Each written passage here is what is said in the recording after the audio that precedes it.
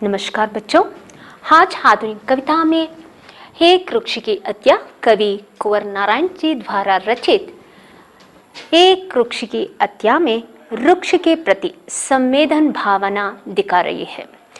तो वृक्ष माने आज हमारे जीव के लिए हत्यामोल एक चीज है।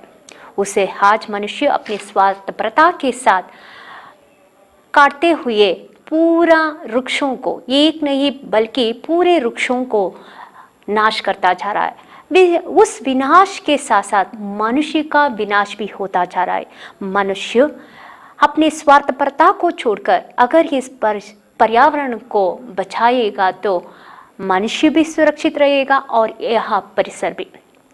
तो बच्चों, यही उद्देश्य के साथ कवि कुंवर नारायण जी प्रस्तुत कविता में बताने जा रही है, मनुष्य मानवीय भावनाओं को खोने के बदले मानवीयता को रखकर इन वृक्षों के प्रति संवेदना दिखाए जाए तो ये वृक्ष बच जाएंगे। इस वृक्ष के साथ साथ हमारा जीव और जीवन भी बच पाएगा।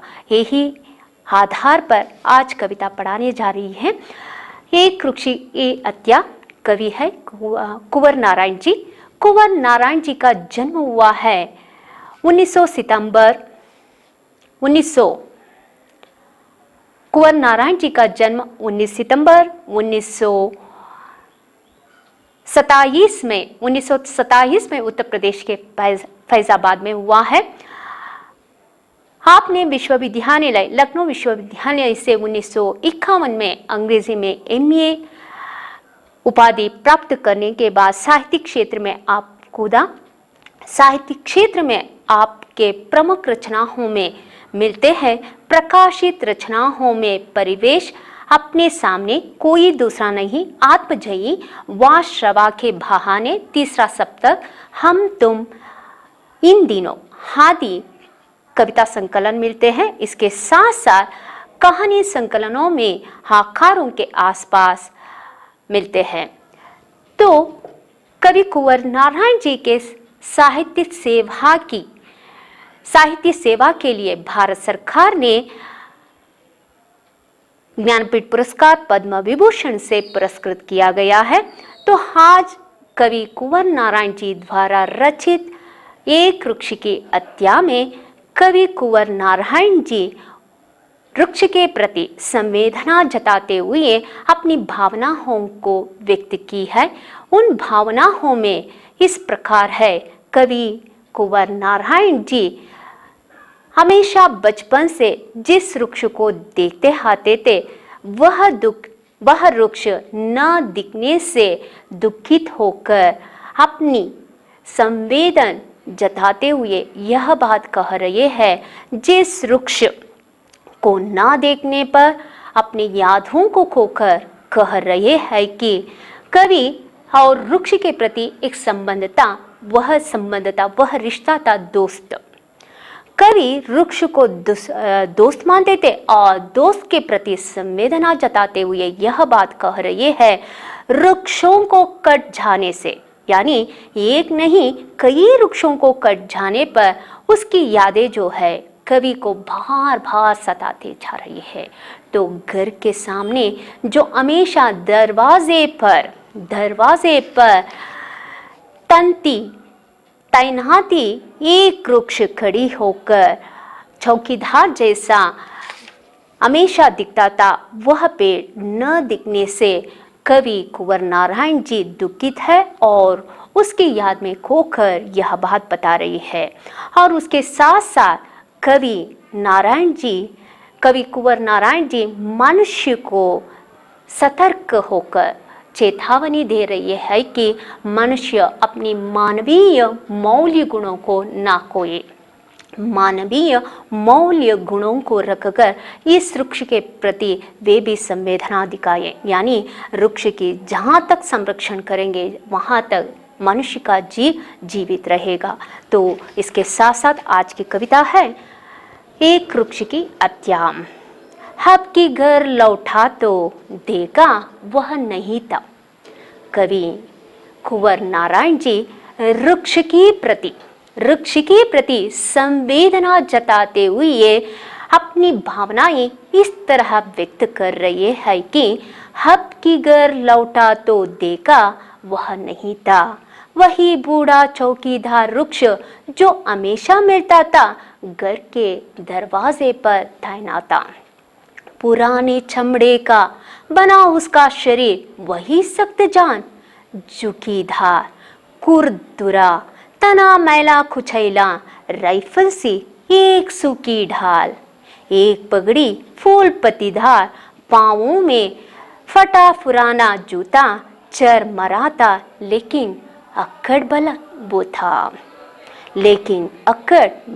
था, हब की घर लौटा तो देखा वह नहीं था। कवि जिस वृक्ष को बचपन से देख रहे थे, आज उस वृक्ष न दिखने से दुखित है।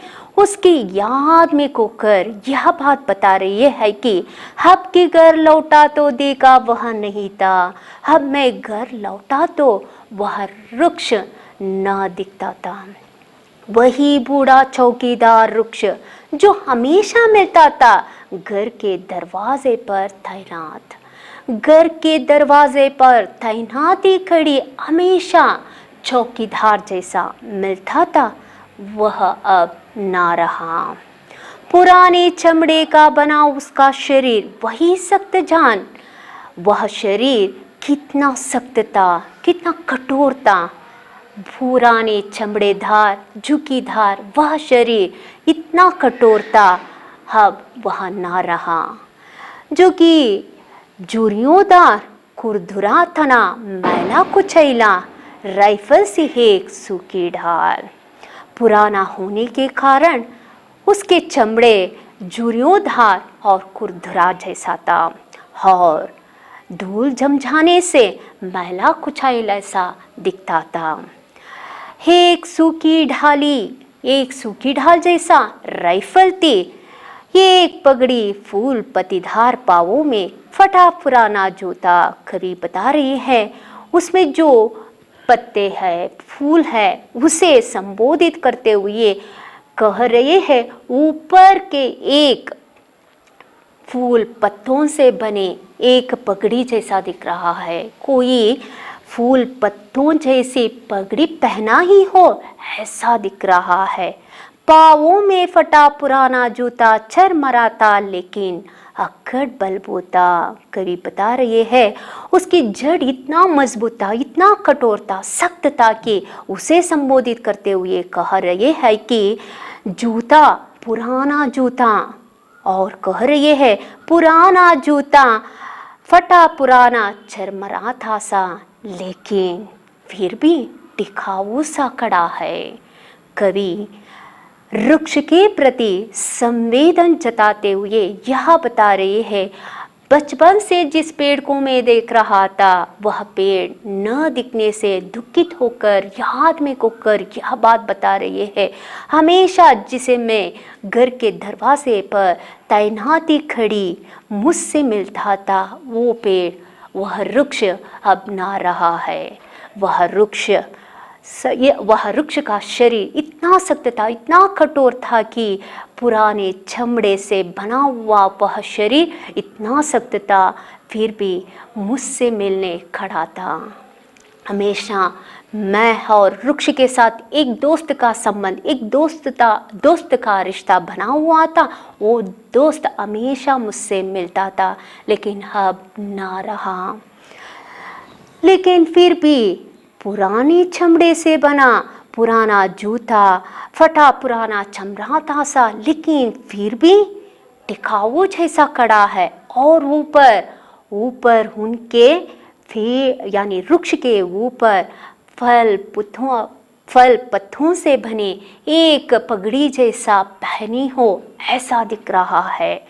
तो आगे बढ़ते हैं कवि यहाँ बचपन से उस वृक्ष के साथ जो रिश्ता बना हुआ था उसे प्रकट करते हुए यह बता रही है धूप हो या बारिश, गर्मी हो या सर्दी, हमेशा चौखान अपनी खाकी वर्दी में दूर से ही ललकारता। कौन?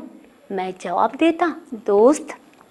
तो कवि यह बता रही है, बचपन से आज तक जिस वृक्ष को मैं देख रहा था, वह वृक्ष चाहे धूप हो या बारिश, गर्मी हो या सर्दी, हमेशा हमेशा वो चौंकाने से चौकीदार जैसा खड़ा, खाकी वर्दी पहनकर खड़ा होकर मुझसे प्रश्न करता, कौन? मैं उत्तर देता, तुम्हारा दोस्त। तो इस तरह कवि वृक्ष के साथ जो रिश्ता, दोस्त का रिश्ता बना हुआ था, उस रिश्ते के बारे में संबोधित करते हुए कह रही है, और उस यानी दोस्त के छाया में बैठकर वो सुखी है, कह रही है, और पल भर को बैठ जाता उसकी ठंडी छाव में, बता रही है, और पल भर को बैठ जाता उसकी ठंडी छाव में, यानी ठंडी छाया में, उसके छाया में बैठकर मैं हवा लेता था और सूखता। तो इस तरह सुकून महसूस करते हुए कवि यह विषय बता रही है, जिस दोस्त को मैंने माना था, जिस दोस्त से मेरा रिश्ता बना हुआ था, उस दोस्त के ठंडी छाया में बैठकर मैं सुकून महसूस करता था, लेकिन आज वो दोस्त मुझसे दूर हो गया है। मुझे संदेह था कोई इसे कट ना जाने, लेकिन कोई न कट जाए, यह संदेश हमें हमेशा मेरे मन में था। आज वह सच हुआ कि कोई इस वृक्ष को कट चुके हैं। तो कवि बता रहे हैं, दरअसल शुरू से ही था हमारे संदेश में। संदेश का मतलब है बच्चों संदेह। कवि दरअसल शुरू से ही उसके मन में यह संदेश हमेशा उभर उठता था कि कोई इस वृक्ष को काट ना दे। कई एक जानी दुश्मन कि घर को बचाना है लुटेरों से, शहरों को बचाना है नादिरों से, देश को बचाना है देश के दुश्मनों से, बचाना है नदियों को नाल हो जाने से, हवा को धुआं हो जाने से, खाने को जहर हो जाने से, बचाना है जंगल को मरुस्थल हो जाने से, बचाना है मनुष्य को जंगल हो जाने से। बच्चों, कवि कुंवर नारायण जी इतना अच्छा विचारों को आपके सामने प्रकट कर रही है। आज आधुनिक जीवन के साथ साथ मनुष्य अपने स्वार्थपरता से, सुखलोलपता से, जिस मानवीय भावनाओं को खो बैठकर पूरे पर्यावरण को प्रदूषण करता जा रहा है, उस प्रदूषण करते हुए उस स्वार्थ पर मनुष्य को संबोधित करते हुए यह बात कह रही है कि दरअसल शुरू से ही हमारे अंदेश से कई एक जानी दुश्मन, मुझे हमेशा प्रारंभ से ही, शुरू से ही यह बात मुझे संदेह था कि कोई इस वृक्ष को काटना चाहिए, कि घर को बचाना है लुटेरों से, जो आज एक वृक्ष नहीं बल्कि कई वृक्षों को लुटेर यानी अपने स्वार्थपरता से लूटते जा रही है, जंगलों को लूटते जा रही है। शहर को बचाना है नादिरों से, उन आतंकवादियों से शहर को बचाना है, देश को बचाना है गद्दारों से, और नदियों को नालों से बचाना है, हवा को धुआं हो जाने से बचाना है, और खाने को जहर हो जाने से। इसका मतलब है जहाँ तक हम लोग वृक्ष के साथ एक रिश्ता बनाकर रखे हैं, वहाँ तक हमारा ज़िंदगी सुख से चैन से रह सकेगा। जहाँ तक हमारा रिश्ता वृक्ष के साथ छोड़ जाएगा यानी उससे दूर हो जाएगा, तब से हमारा ज़िंदगी विनाश की ओर बढ़ता जाएगा। यानी मनुष्य जिस सांस को लेता जा रहा है, स्वस्थ रहा है, उसका स्वस्थ का कारण ही वृक्ष है। वह परिसर को विनाश करेगा तब मनुष्य का विनाश भी ज़रूर होगा। मनुष्य आज अपने मनुष्यता को खोकर पशुत्व जैसा व्यवहार कर रहा है।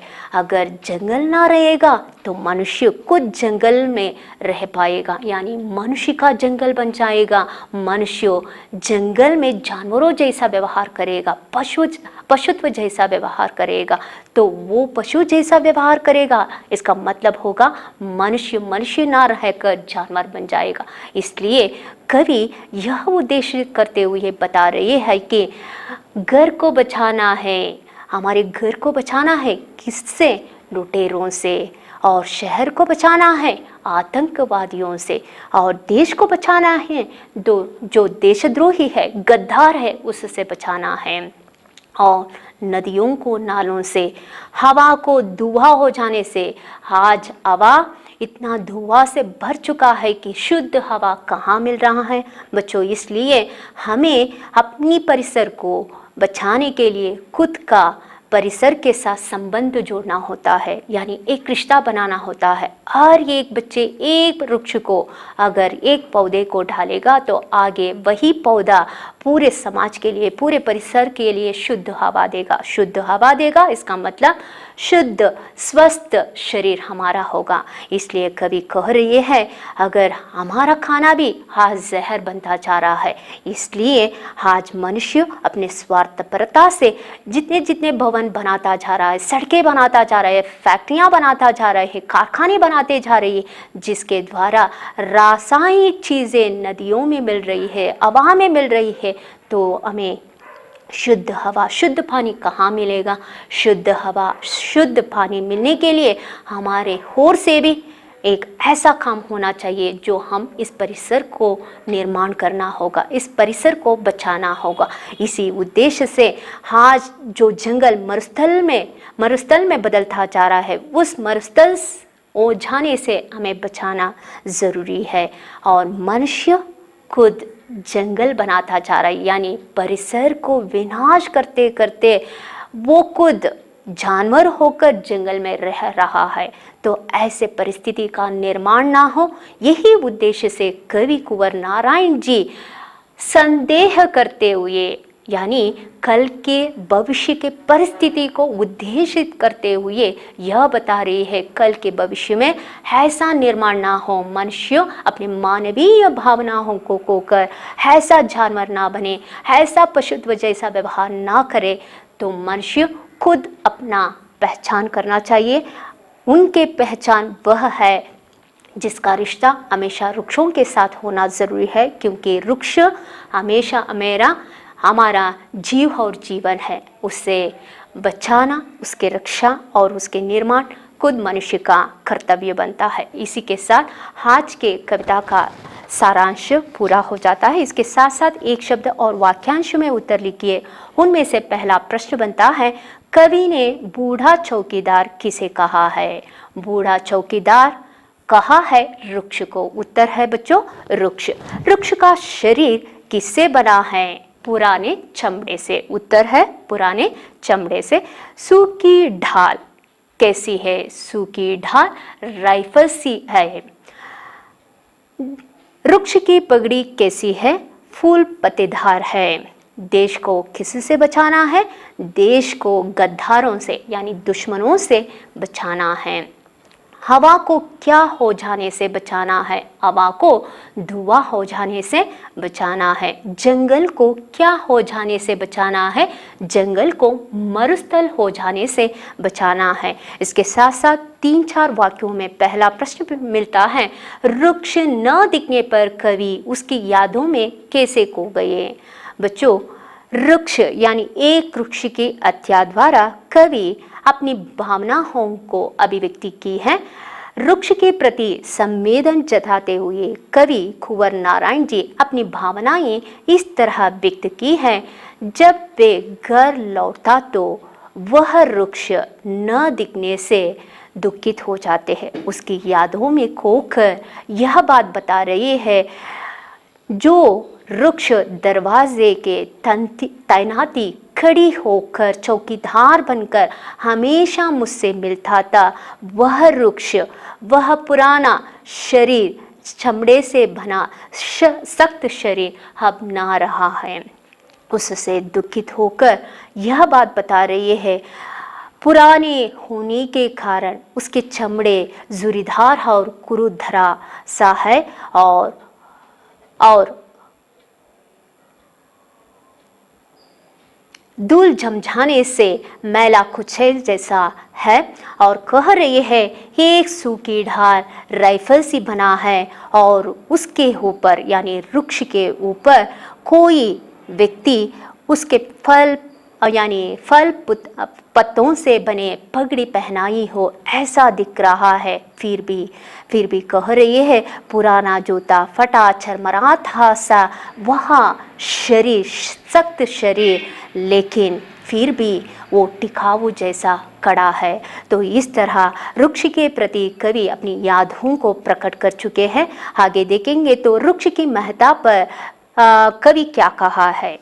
वृक्ष की महत्ता पर कवि कह रहे हैं, वह वृक्ष चाहे धूप हो या बारिश, गर्मी हो या सर्दी, हमेशा चौकाने से चौकीदार यानी खादी वर्दी पहनकर ऐसा खड़ा है जैसे कि उसका रिश्ता दोस्त से बना हुआ हो। यानी वृक्ष का रिश्ता कवि के साथ दोस्त के रूप में बना हुआ है और वह वृक्ष उनसे हमेशा ऐसा मुलाकात करता था। वह न रह पर दुखित होकर यह बात कह रही है, उसकी छाया में मुझे हमेशा सुकून मिलता था, लेकिन अब वह ना रहा है। तो इस तरह वृक्ष की महत्ता यानी वृक्ष हमेशा हमें छाया देते हैं, फल देते हैं, फूल देते हैं और शुद्ध हवा देते हैं। वह वृक्ष न रहने के कारण दुखित होकर कवि यह बात प्रकट कर चुके हैं।